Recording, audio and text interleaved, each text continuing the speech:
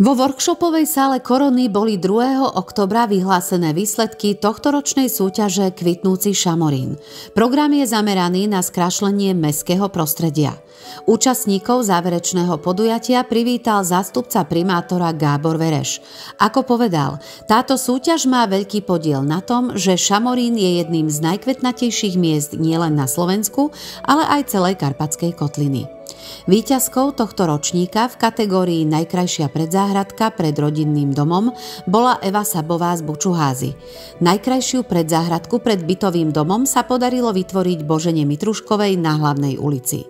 Cenu za najkrajšiu predzáhradku pred verejnou inštitúciou alebo podnikateľskou budovou získala základná umelecká škola Štefana Nemeta Samorinského.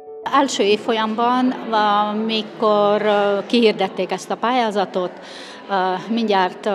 mindjárt kezdtünk gondolkodni azon, hogy mi is nagyon szívesen bekapcsolódnánk, mivel művészeti alapiskola vagyunk. Környezetünket szeretnénk gyarapítani, széppé tenni, ezért úgy döntöttünk, hogy nevezünk ebbe a versenybe.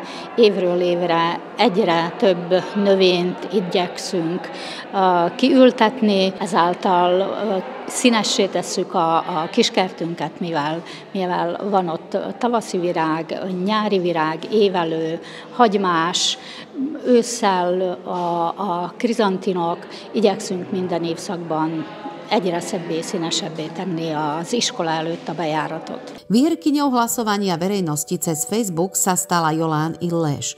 Cenu primátora mesta Šamorín získala komunita z Dunajskej ulice za prekrásne predzáhradky pred obytnými domami Dunajská 25, 27 a 29. Výhercovia nezískali len uznanie, ale aj hodnotné ceny od záhradníctiev Abies, Vrba a Agrosam.